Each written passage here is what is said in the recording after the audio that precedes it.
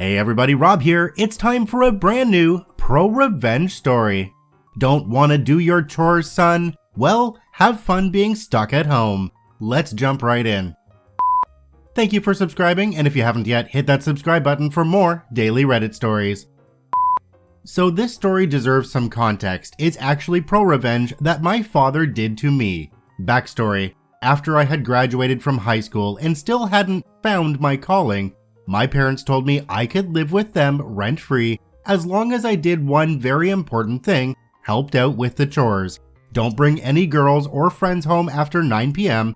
and occasionally offer to help with the groceries for the week. The lead up: it had been about 3 months, and for the most part I was adhering to the second and third rule I was given. That all changed when I met my first adult lady friend. We'll call her Roxy, cause she was a pretty bad AF chick. Now, Roxy was a super bad influence on me. She started getting me to stay out late, spend most of my paychecks on getting us booze and weed and such. I started slipping down a wormhole to which I almost wouldn't have returned from.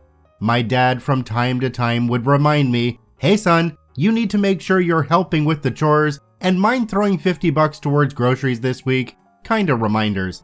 That all changed after 3 months of being out of school and about a month and a half total of me knowing Roxy. We had come home from a concert in another city. For anyone who's my almost old fart age, it was a concert for Papa Roach, and she told me she was too tired to go home and she wanted to crash with me at my parents' home. The time, 2:30 a.m. We pulled up to the driveway and I told her to be quiet. Of course, she wasn't, cause it was Roxy. Soon as we step inside the house and I've just locked the door, she starts screaming the chorus line from Twisted Sisters, "We're not gonna take it," at the top of her lungs. Like clockwork, my parents' light comes on and my dad comes out of his room like a f***ing cheetah. A f***ing cheetah, I tell you. He sees us both and looks back in his room. Turning his head around, he goes, "Take her home, now." I immediately turn around and take Roxy home. She's all pissed and tells me I should stand up to my old man, yada yada yada. Soon as we get her home, I know I can't go home, so I stay at her apartment with her. The next morning there's a text on my phone: "Come home at your earliest convenience. Love, Dad." I know I'm dead because A, my dad never texts me, and B, if he does text me, he's more of a John Madden play-by-play kind of guy. What I mean is he's going to give you a paragraph of words for what could have been a single sentence or two. I kiss Roxy goodbye for what I'm sure is the last time I'll see another human being and head home. When I get home, he's sitting at the table with a pen and a piece of paper in front of him. He tells me to sit down and then puts the piece of paper in front of me. The paper is an actual itemized list. He tells me that for the last month and a half, I haven't done any of my chores, and that he's calculated based on the roughly 4 to 5 hours a weekend of time I wasted for him, that amounts to his pay, which was $25 an hour. He's an RN, aka registered nurse. So he's taken 4 hours times 6 weekends times 25 per hour pay and figured that I need to pay him $600 for time wasted. Then he's also for good measure thrown in an extra $100 for the 2 times he's asked me for $50 to help out towards groceries. He gets up and walks over and says there is a dotted line for me to sign, stating I will pay all of this back in 1 month's time. I'm adding it all up in my head and tell him I barely make $1,000 after taxes a month. He says I should have thought about that before I brought a girl home at 2:30 in the morning. He tells me if I don't sign this paperwork, I have 30 minutes to get my shit and get the f*** out. I legit almost start bawling and tell him that I want to sign the paper, but could I at least have a month extension? He puts his hand to his chin thinking, and then looks down at me and agrees. He says, "You have 2 months to pay me $600. Oh, and by the way," he purposely hangs this in the air for a good 20 seconds. "If you don't pay and you continue to break my 3 simple rules, there will be pain in your future." He revises the contract he's wrote up on the paper, and I sign it. So a month and a half goes by, and I've managed to pay him $450. I haven't seen Roxy as much over the 2 months because, for obvious reasons, her cash pit has dried up a bit. She then calls me on day 45 and tells me that she misses me. She wishes we would hang out. Why am I working so much overtime? I've told her that I have to pay my dad back or get kicked out. Of course, she ends up ending the call shortly after that, and then it happens. She texts me the next day about a show in another city. I hear all the usual, "Oh, it's a band I really, really like. I've been wanting to see them forever. Plus, I miss snuggling up to you at the concert." I somehow stupidly agree to go with her. Well, while we're up there, my wallet gets stolen out of my front pocket. To this day, I think Roxy did it, even though I've never been able to prove it. We go home, I drop Roxy off, and a few days go by. My dad comes knocking on my door as it's now officially day 55. He asks me, do I want to pay him the last $150 or wait till the 2 months are officially up? I tell him I got him and that I'll go to the bank right now, seeing as I just got paid the day before. I look around my room for my wallet, nowhere to be found. I go find the jeans I wore at the concert I was at with Roxy, no wallet in there either.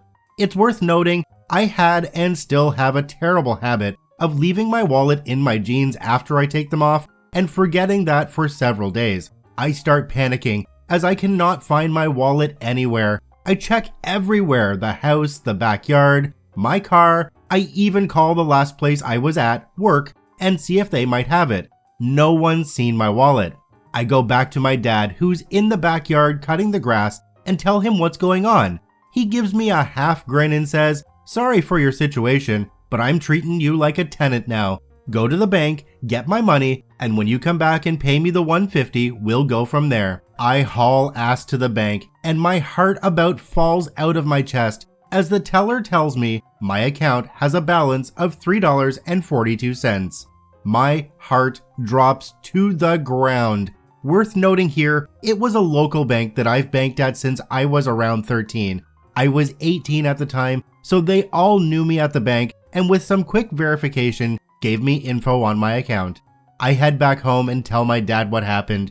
He puts his hand on my shoulder and says, that sucks. Well, you know I'm going to have to get my $150 still, right? I tell him there's no way to have the money to him in 5 days or less. He says, okay, well, how about I drive you to work, seeing as you don't have a driver's license right now. He drives me to work, to which I'm there for roughly 8 hours. The revenge. While at work, my dad pulled out his massive collection of craftsman tools and proceeds to drain all the fluids in my car. He gets a buddy to come over and help completely remove my motor, my transmission, and my tires. My dad and his buddy, being an ASE master mechanic, managed to do all of this in an 8-hour shift of me being at work. At the end of my 8-hour shift, my dad is in the parking lot waiting for me. He's in his work coveralls, which I find funny, and he's got grease all over his arms. He drives me home, and I notice my car is pulled into the garage and on jack stands. I look at my dad and ask, "What's up with my car?" He points to the garage. "Oh, go ahead and see. I've got my $150 today." I jump out of the car as it goes into park and run over to my car. There's a note on the front of it from my dad's mechanic friend stating the motor, transmission, and tires have all been sold to him for $150, and that he'll happily not only give me back the items, but that he'll help me install them back into my car, but that I have to work for him on my 2 days off for the next 4 weeks from 7 a.m. to 7 p.m. I fall over crying, obviously, and after my dad laughs a bit, tells me my first shift starts tomorrow. It is further worth noting that my dad actually owned this vehicle, and it was titled, tagged, and licensed in his name, so technically he could do whatever he wants with it. He had just chosen to allow me to use the vehicle as mine. I would spend the next 4 weeks working with my dad's mechanic friend on my days off. After 2 days of working, we'd bring a few pieces of my car back to the house, and he'd teach me how to put these items back together, and slowly but surely I learned how to be my own mini DIY garage mechanic. This may not fit here, and my dad did ProRevenge me, because shortly after I lost my car, Roxy dumped me, and of all things, my dad took 6 months out of my life to teach me how to be a somewhat responsible adult. Oh, and the icing on the cake, soon as we had my car back together and running, my dad walked up to me and gave me an envelope with $450 in it and a note that said, "Stop being a knucklehead." OP added an edit onto the story, and I feel it kinda helps wrap things up. It says, "Thank you so much for the coins, the love, and words of awesomeness. My dad could be tough at times, but he's always been fair. Nothing, and I repeat, nothing he ever did was unwarranted.